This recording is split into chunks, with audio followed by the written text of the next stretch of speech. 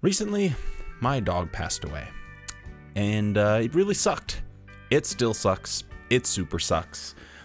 Little known fact, he was actually in more videos than ZZ was, because you guys might not have ever noticed him, but he would sit on a little chaise. You could see him kind of squirming around every now and then right there, and he was in pretty much every single video since I moved here. So yeah, I think he's been in more videos than YouTube, but he is no longer gracing us with his calming presence anymore. It's off to the Rainbow Bridge for him. And yeah, I just wanted to get a little bit yappy, give a little bit of a rant, because I've been introspective, been depressed mostly, and I just wanted to talk about death and stuff. So this one's going to be a real cheerful, knee-slapping good time, so let's do this.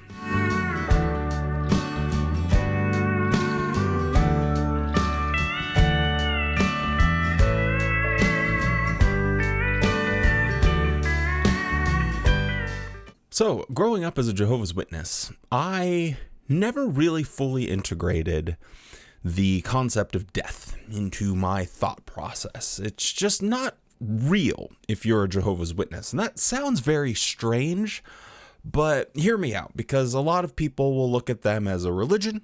And if you're a religion, you believe in some type of afterlife most of the time. But their version of that afterlife is so fundamentally different than most other versions of an afterlife that I think it is at least worth mentioning and talking about, because it's not just this Christian or religious hope for something beyond. With them, it's like an extension. It's like if you were just a normal, regular old Christian, you're going to be losing your body, losing everything, and you're just going to be up there in heaven floating around doing angel stuff, right? But for a Jehovah's Witness, they believe that they're still going to be, for the most of them, are going to be living on the earth. It's going to be rid of all of the problems that we have, sickness and evil, yucky people that want to have an opinion and a mind. Animals aren't going to hurt you, so you can just walk up and pet a tiger, because that'll be cool. But you'll still be you. You will still have your same face, your same hair, and your butt crack. You'll have to trim your toenails. You'll have to floss your teeth. Like, you'll still be a human being, but your life just never stops. And so when you have this mindset, it's not like, oh, well, there's death and then there's the afterlife. For a Jehovah's Witness, there's really not anything such as death, because even if someone dies, they're going to wake up in the same body and be surrounded by the same friends, and they're going to be doing the same sorts of things. They'll be cooking food. They'll call up Andrew and Todd and see, hey, do you want to come over and water the garden and have some Impossible burgers? Boy, howdy, for the 47,000th time that I've tried, I've got it. It tastes just like Kobe, I promise. And that, it's just an extension on the life that you already know. And when they talk about death, there's never any finality to it. Every conversation not every, I guess I'll have to add that qualifier in here, but most conversations that you have with them about death, it's always, yeah, it's sad, we're mourning, but yeah, it can be difficult and heartbreaking, but, and they quickly, and I mean quickly, shift from just remembering someone's life to thinking about that future life. Well, don't you want to see them again? Don't you want to be with them again? Blah, blah, blah. Here's what you need to do to stay. And it's hard to go from that mindset that you fully are like living in this playhouse where all your dreams will come true. And as soon as you step outside of the playhouse, then all of a sudden you have to integrate into the real world and think, oh my goodness, oh my Lord. I don't know if I even have that old notebook, but just as I was first waking up, there's just different things that I was trying to deconstruct. And one of the first ones was death.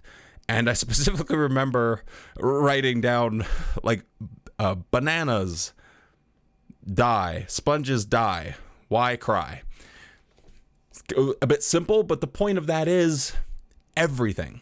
Like literally everything in this room is going to deteriorate and die. Look at the shirt I'm wearing. It has 2 holes in it. I'm probably sure you've noticed by now. If you haven't, now you're not going to be able to stop staring at my boobies. I'm up here. But this shirt, it's going to die. Everything is eventually going to wither away and die. And life is death is as ubiquitous as life is. So it should be a familiar concept. It should be something that we are used to. Literally, it happens all of the time. Why are we not used to it? And so it took a bit of recontextualizing in my brain, and I tend to view death as this thing that adds weight and importance to everything. Like literally everything. It's like the black background to a mirror. Without that black background, you wouldn't be able to see anything. And that is how I view it now. It makes the moments, the life that you have and are living right now so much more precious and valuable.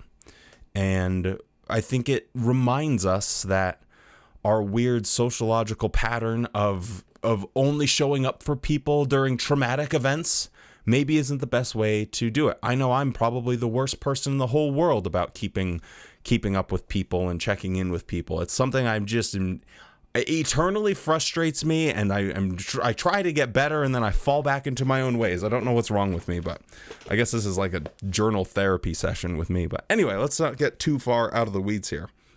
Or into the weeds. We should get out of the weeds. But one of the things that really shocked me growing up, with this being completely unfamiliar with death, was when I tried to take my own life.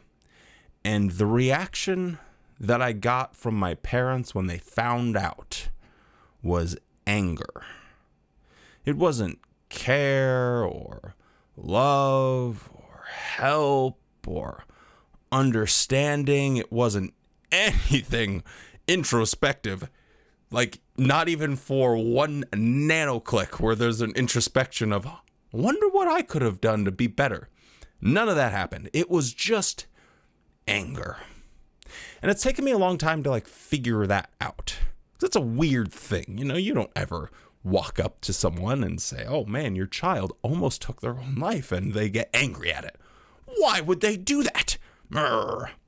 It's not a normal behavior, but that was almost 20 years ago now. So 20 years later, I'm able to look back with a lot clearer lens, and I can see that it was just fear on their part, because death wasn't real unless you left their little playhouse. We'll go back to that illustration. They're living in their little playhouse, and the real true end of it all is leaving their religion. And my parents grew up in an era, we're going off the cuff here. If you're trying to find a source for this, I'm going to say look up a 1952 or 1954 questions from readers that specifically talks about people that take their own life as not being someone that would qualify to live in the paradise. I think they reorganized some of those ideas. Waters were probably still murky in the 80s. But for the most part, people growing up of that older generation, they were under the assumption that if someone unalived themselves, that person would not qualify to go to the paradise. And so my parents' reaction with that sort of backdrop almost makes sense, because now they had to actually look at death, dead, the end of it all in the face. And being the emotionally immature people they are, I don't think that they were able to deal with that. And when you're emotionally immature, what do? You get angry. We've all seen it 100 times. Start pointing fingers and getting angry. Doesn't accomplish a whole lot. But it's interesting to think that that was their like reaction to that. Wasn't like the love and compassion and like, oh my God. It was just being angry because if I got, blasted by a bus, as I was trying to unalive myself, then I would still be in the paradise. Whoa, hey, thank God he got hit by a bus. We'll still get to see him again. And it's interesting that, parents, people that are older, still don't know how to deal with that question. And I find it really sad for most people because I know there's a lot of people find a lot of value. They tell me that they find a lot of value and hope and comfort from believing in an afterlife. And if that works for them, awesome, great. Let's not yuck anyone's yum. I don't think that means that you're stupid. That doesn't mean I'm going to think anything less. I can't speak of other people. I'm not going to think anything less of you. Like, it just makes you happy and comforted, and that's fine. For me personally, it just doesn't do a whole lot. It doesn't move the needle. I like the idea that our time here is precious and that we have to live with this vibrancy and almost this manic urgency to do the thing. Because, blink twice and fart and it's gone. Just done.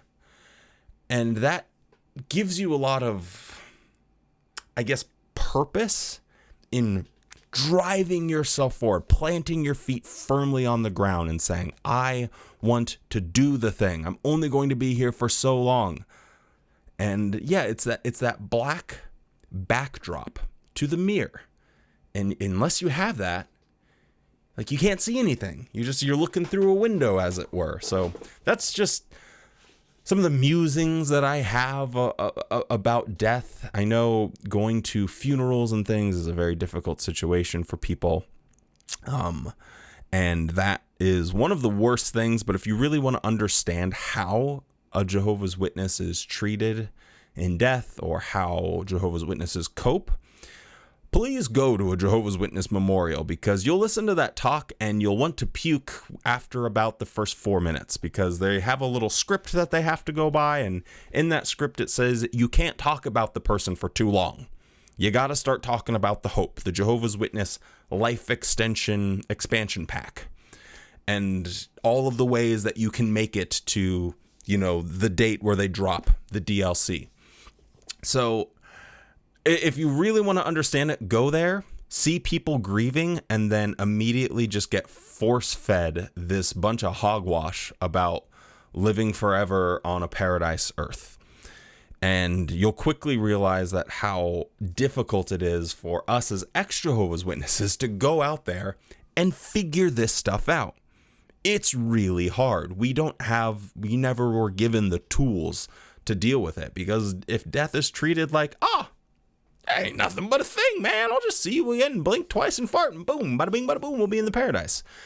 And going from that to dealing with the finality, the reality of death, it's over, is a very difficult proposition. But in the same vein, same sort of thought process, I just wanted to talk about one other thing. How long? Oh, I've only been yapping for like 10 minutes. We're good. One other thing is I made a horrible mistake. Bouts of depression, well, sometimes do this to one. So, I'll give myself a little bit of grace here. But I made the dumb mistake of doing a little bit of social media sleuthing. And this is not something that I participate in. It's just it's just a waste of time. And I was sad, and, Winston Smith is no longer here with us fighting the good fight against the evil watchtower, sticking it out here with me in the hot studio under the lights. So I was just depressed, and I just was like, hey, let me look up on Facebook if my family has posted anything. And I saw this picture that just absolutely pissed me the hell off. And this is like my little video diary here, so you guys get to listen to my thought vomit. It was a picture of my aunt and my mother and my 2 grandparents at the Pursue Peace Regional Convention of Jehovah's Witnesses. And apparently my mom had gone and my aunt had gone to where my grandparents are in Florida to go and attend with them. So the curious thing about this, and this will be how it's related to the subject of death, is that my aunt and my grandparents functionally have not been Jehovah's Witnesses for 30 years. Regular meeting attendance, going out in the ministry, commenting on studying your watch hour, like none of that. Governing body, they don't really follow any of that. For them, it's just do the memorial, maybe a convention, maybe a meeting here or there. I wouldn't know the current state of things. I haven't spoken to any of them in 10 years. But for how it was previously, decades without ever stepping foot in a Kingdom Hall. So to consider yourself a Jehovah's Witness at that point is, I don't really get the point of it. But anyway, my mom, who's like turbo Nazi hardcore, she's the witness. She's gonna witness the witness right out of you. You know, she'll go and travel to a different state just to attend the convention with them. And it's a performance. Like they haven't lived the life of a Jehovah's Witness. And yet she'll still talk to them. She'll still be in their lives. She'll even go on vacation with them because they are able to put on the performance. Look at me. I'm at the convention, baby. You can talk to me. Easy peasy. And I just had this weird sense of jealousy that I wish that I could just fake it. And if you're someone that's in this situation now, I feel for you and I understand, and don't let anyone tell you what to do. Everyone's different. Everyone's circumstances are even more different. And the variable to that equation is unquantifiable. There's no right answers. You kind of have to move and feel your way through it. Sorry. That's just the reality of the situation. But what the nice, comforting thing about that is you don't have to look to someone else to give you the roadmap. It's probably going to be best for you to kind of discover what that roadmap is. And that process is very enriching and will help give you confidence to build other parts of your life together. Bit of positivity from me. Wow, who'd have thunk it? But I am incredibly jealous of people that are able to do this. Hey, I show up to one convention every 5 years, and I may or may not go to the memorial. Bada boom, bada bing, like nothing ever happened. And you get to stay in the clubhouse. And if you're someone like me that has a hard time shutting his damn mouth, and if I feel passionately about something, I'm going to say something. It really sucks. It genuinely does, because it's not hard to go to a convention. It's it's annoying, but I sit here watching conventions.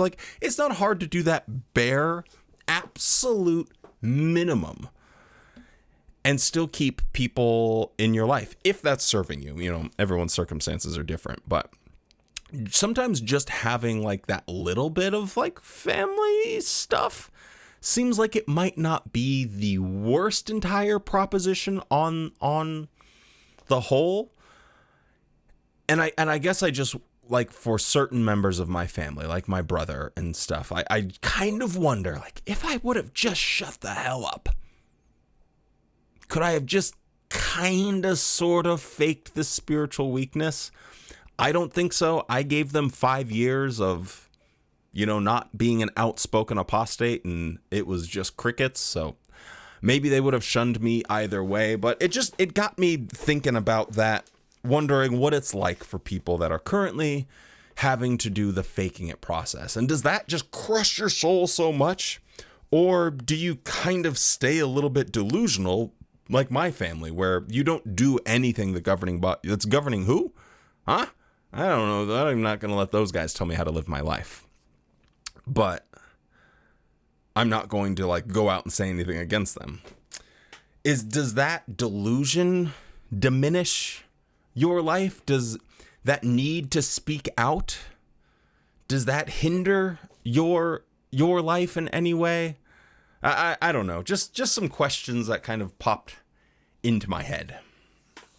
Now to bring these two points together, I don't know why in my head I was going to make some type of cleavage joke. It just wouldn't even make any sense. Holy crap.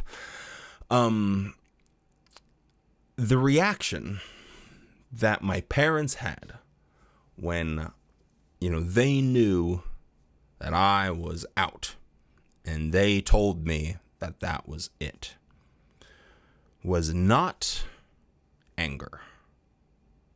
That was sadness. And it started to make, all those years ago, make more sense. They were angry because maybe he didn't know that, this was going to cut off his chances of living in paradise. But it was my understanding that from, whatever. Anyway, we don't have to go back to dark places. But the reaction that they had when leaving, I mean, true, deep pain, just uncontrollable tears. Just ugly crying. The snot coming out the nose, the red face. It could have been some straw and foliage in their hair, and that wouldn't have surprised me. Like things crawling out of the ground from Lord of the Rings. And it's like, wow, I wonder where all of this, where was this emotion for all my life? Damn, I didn't know you actually cared. But it took that, knowing that I was leaving their playhouse. I was climbing out of the little clubhouse, going down on the ground, waving goodbye to everyone, said, hey, have fun in your clubhouse. I'm going to go and experience real life now. Knowing that, and probably knowing that there wasn't a lot of chance of me coming back, because I put out there on the table, hey, here, you answer this question, you have this conversation with me, we can talk about these specific things. I'm all yours. Bada bing, bada boom. I think it's the second time I've said that. I'll be back right up in that bitch. No problem. And they didn't want to do that. So they know that they couldn't fulfill any of the requirements. They couldn't make their religion make any sense. And so I think there was an understanding that, yeah, this guy's not ever coming back. And just the juxtaposition of the two different versions of my parents experiencing death, and how much more profound the spiritual death was to them versus real world end of life death, is shocking. It's just stamped and branded into my mind. Couldn't even think of an adjective there. That's not even an adjective. I don't even know what's happening. It has left such an impression on me that I can just see and hear the words and the feeling and everything. And ultimately it makes me sad because I know now that I get to enjoy this beautiful life that I have. It's this amazing, wonderful, shared experience that I get to enjoy. And it's awesome. And when you're living life inside of the clubhouse, as much as death isn't real to you, I suspect that life isn't real to you either. I suspect that the delusions that you carry that comfort you about not wanting to die equally harm you in not wanting to live. So one nice thing that we can gather, or at least I can gather, in my opinion, hopefully you can too, is that we have found the freedom to want to live and enjoy life. And that is something that should be celebrated. And I guess, yeah, that's about all I have for today. So catch you guys next time.